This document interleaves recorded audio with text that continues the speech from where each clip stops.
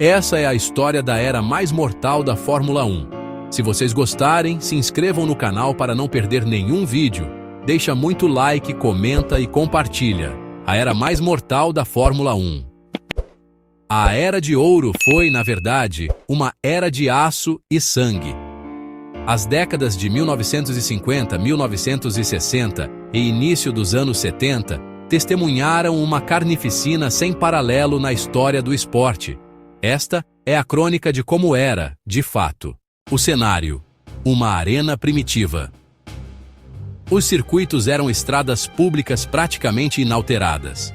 O Nürburgring Nordschleife, na Alemanha, era uma faixa de 22,8 quilômetros de asfalto serpenteando por florestas, com curvas cegas, desníveis brutais e praticamente sem barreiras de proteção.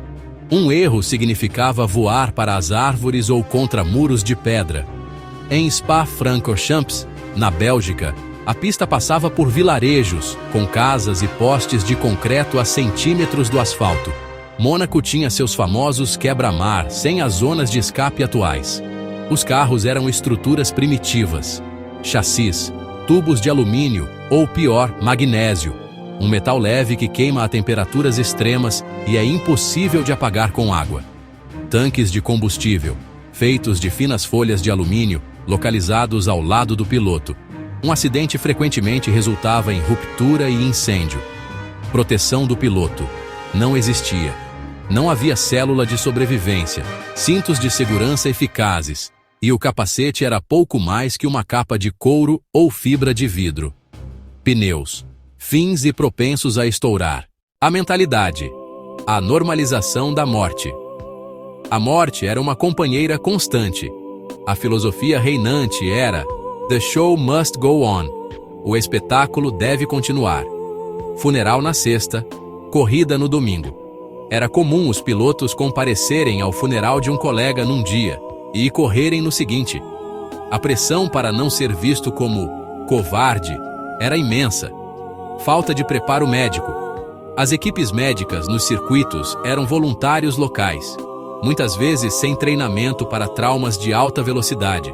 As ferramentas de resgate eram macacos de carro e chaves inglesas, inadequadas para extrair um piloto preso em uma estrutura de metal retorcida.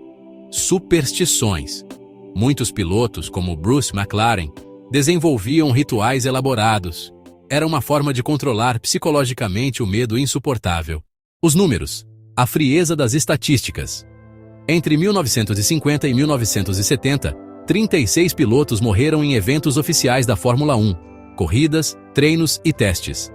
Isso se traduz em aproximadamente uma morte a cada 8 corridas. Algumas das tragédias mais marcantes: 1955.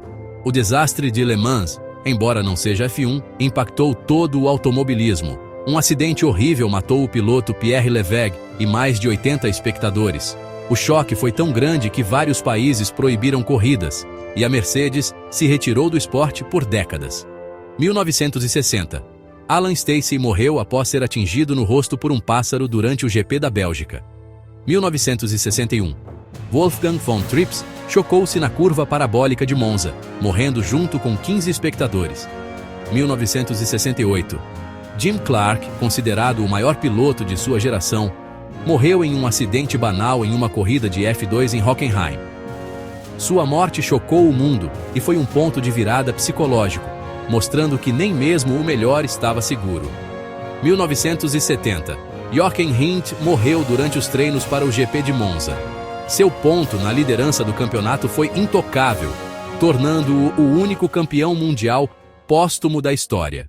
O ponto de virada: a cruzada de um homem. A mudança começou de forma mais contundente com Jackie Stewart. Em 1966, ele sofreu um acidente terrível no chuvoso circuito de Spa. Seu carro capotou e ele ficou preso na cabine, com gasolina vazando em seu pescoço, enquanto aguardava um resgate lento e despreparado. Essa experiência o transformou. Stewart tornou-se o maior e mais vocal defensor da segurança. Uma luta que lhe rendeu o apelido de The Safety Tart, algo como a puta da segurança, pelos que o consideravam exagerado. Suas exigências eram claras. macacões e capacetes ignífugos, barreiras de pneus nas laterais da pista, melhorias nos circuitos com zonas de escape, equipes médicas e de resgate especializadas em cada evento, cintos de segurança mais seguros. Ele literalmente carregava uma chave inglesa personalizada para desconectar seu volante rapidamente, pois sabia que o equipamento padrão era inadequado. O legado de sangue. A morte do norte-americano Mark Donohue em 1975, após um acidente na Österreichring, é frequentemente considerada o marco do fim dessa era mais sombria. As mudanças que Stewart e outros defensores lutaram para implementar começaram a surtir efeito real. A tragédia daqueles anos não foi em vão. Cada morte forjou a F1 moderna. O Halo, que salvou a vida de Romain Grosjean em 2020, é um descendente direto dos cockpits abertos que mataram tantos. A célula de sobrevivência é uma resposta aos chassis que se esfacelavam. Os macacões ignífugos são o legado de pilotos como Roger Williamson e Lorenzo Bandini, que morreram queimados.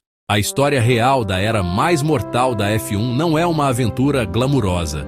É um lembrete sombrio de um tempo em que a tecnologia superou a consciência de segurança, e o valor da vida humana era, tragicamente, a moeda de troca para a emoção do esporte. Foi uma lição aprendida ao custo mais alto possível.